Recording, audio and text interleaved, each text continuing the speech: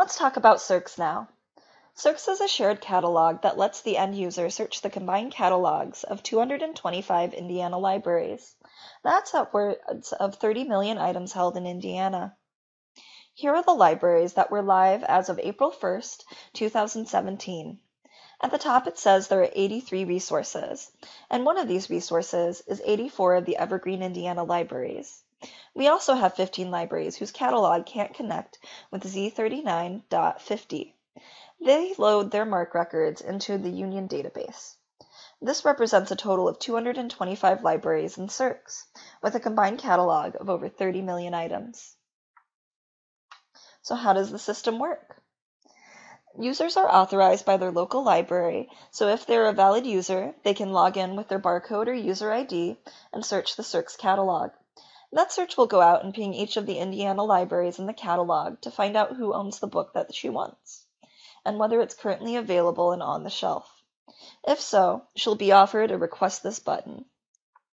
The next morning, the owning library will print out the pick list, find the book, mark it will supply, and toss it into the courier transit.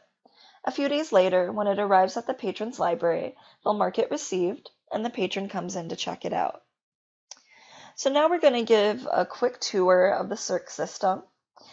You'll notice that at the very top of your page, there will be a search box that's available. You can search by author, by title, or several other options that are available. Today we're going to search by author for James Alexander Thom and look for all of the items that are in the collection that were authored by him.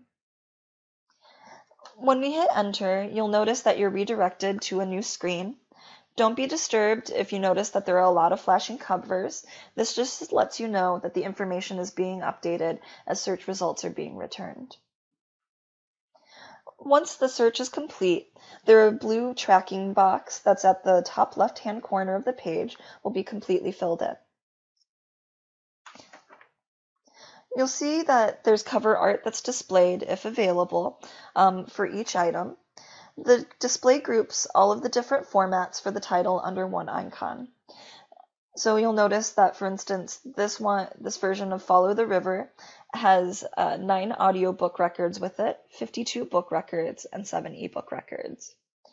If you mouse over the cover, there's also a button to view details. When you select View Details, you'll be redirected to another page. This detailed screen shows the records for each different format. Here we have audiobooks on CD, print books, and then we also display our ebook options. You'll notice that there's no Request This item button available for the ebooks, and that's because currently in SRCS, we don't allow libraries to request access to other libraries' ebooks. However, if you are an Overdrive participant, you will have your own ebook consortium as well. If you're looking for a print book, which we are today, you can select Request This item that's associated with the books. This will then pop up another window for you to finish your ILL request. It should auto-populate, as long as you're an INSIP library, the patron's information if they're already signed into the system. If not, they will have to log in at this point. This is one of the advantages of INSIP versus non-INSIP libraries. INSIP libraries have a secure connection with their current ILS system, so this can auto-populate certain information about a patron's account, such as their password, barcode number, etc. Once you make sure that all of the information is complete in the box, you can then select Submit, and this will submit your request. It'll tell you the date that the request was placed, and it also enumerates it for what number request it is. So now we're just going to go over some major differences in the workflow for INSIP libraries and non-INSIP libraries. You'll notice right away that INSIP libraries have far less steps that their patrons have to complete in order to place and finish a transaction request. And this comes down to INSIP providing a secure connection that constantly communicates with your integrated library system. As a result, it reduces some of the staff and the patron workload that's associated with it.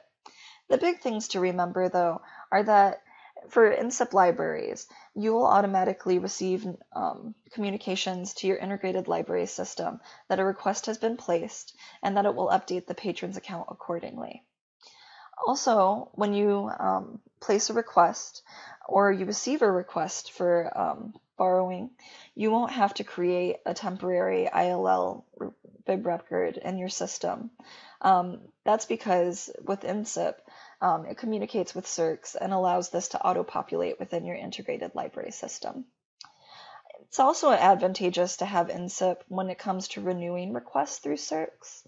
If the patron has the ability in an INSIP library to log into their SRCS account and request a renewal that way. If you were not running INSIP, the staff would then have to place the request for renewal themselves, and then there would be additional steps that INSIP libraries are able to skip. There are also additional benefits when you're a lending library who's running INSIP. The largest benefits, though, of course, are not having to create temporary bib records for received or sent out ILL items. The system will just automatically update these things themselves. In the next video, we'll follow a request through the system.